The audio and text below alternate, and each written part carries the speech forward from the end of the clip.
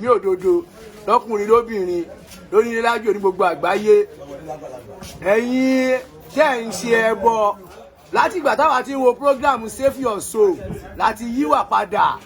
ẹ lọ fẹ́ bọ ṣíṣe lẹ̀ kò sérè ń bẹ̀ irọ́ dẹ̀ ń pa fáwọn èèyàn ìyá ayá jẹyìn ìyọjọ́ mọ̀lẹ́kẹ́ àmọ́ àjẹyìn ẹ lọ kàlùkùrá nìyí dáadáa kí ni ipa ibi ọlẹ́ ti rí ṣápítà àyàwó ló mú ẹbọ fún yín ẹ lọ ka òdodo fáwọn èèyàn kẹyẹ tàn wọ́n wọgbó àìjẹ́ bẹ́ẹ̀ ta jẹyìn láti ìgbà táwa ti wo program Save Your Soul láti yíwà padà ẹ wo Islam kẹsì Islam dáadáa Islam ò fẹ́ bọ kò sí nǹkan kan tó ń dàpọ̀ mọ́ ẹbọ Allah ẹyọ kan ni ẹ má ṣe bọ ẹ kírun wákàtí márùn-ún ẹ ṣàdúrà ẹ ṣe déédéé ẹ ṣòdodo masalam.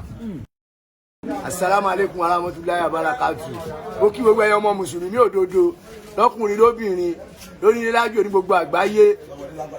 ẹ̀yin tẹ́ ń ṣe ẹbọ láti ìgbà táwa ti ń wo program Save Your Soul láti yíwà padà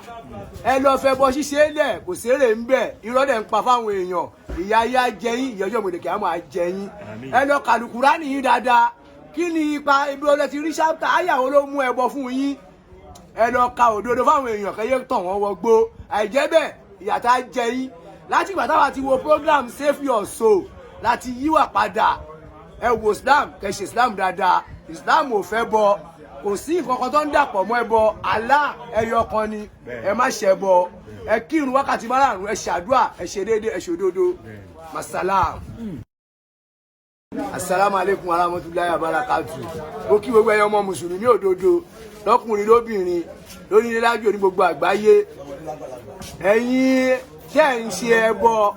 láti ìgbà táwa ti ń wo program Save Your Soul láti yíwà padà ẹ lọ fẹ́ bọ ṣíṣe lẹ̀ kò sérè ń bẹ̀ irọ́ dẹ̀ ń pa fáwọn èèyàn ìyá ayá jẹyìn ìyọjọ́ mọ̀lẹ́kẹ́ àmọ́ àjẹyìn ẹ lọ kàlùkùrá nìyí dáadáa kí ni ipa ibi ọlẹ́ ti rí ṣápítà àyàwó ló mú ẹbọ fún yín ẹ lọ ka òdodo fáwọn èèyàn kẹyẹ tàn wọ́n wọgbó àìjẹ́ bẹ́ẹ̀ ìyàtá jẹyìn láti ìgbà táwa ti wo program Save Your Soul láti yíwà padà ẹ wo Islam kẹsì Islam dáadáa Islam ò fẹ́ bọ kò sí nǹkan kan tó ń dàpọ̀ mọ́ ẹbọ Allah ẹyọ kan ni ẹ má ṣe bọ ẹ kírun wákàtí márùn-ún ẹ ṣàdúrà ẹ ṣe déédéé ẹ ṣòdodo masalam.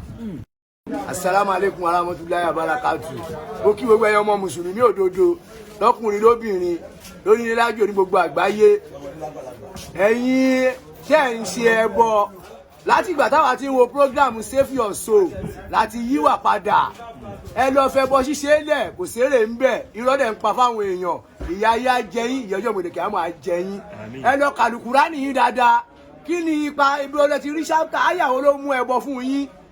ẹ lọ ka òdodo fáwọn èèyàn kẹyẹ tàn wọ́n wọgbó àìjẹ́ bẹ́ẹ̀ ìyàtá jẹyìn láti ìgbà táwa ti wo program Save Your Soul láti yíwà padà ẹ wo Islam kẹsì Islam dáadáa Islam ò fẹ́ bọ kò sí nǹkan kan tó ń dàpọ̀ mọ́ ẹbọ Allah ẹyọ kan ni ẹ má ṣe bọ ẹ kírun wákàtí márùn-ún ẹ ṣàdúrà ẹ ṣe déédéé ẹ ṣòdodo masalam.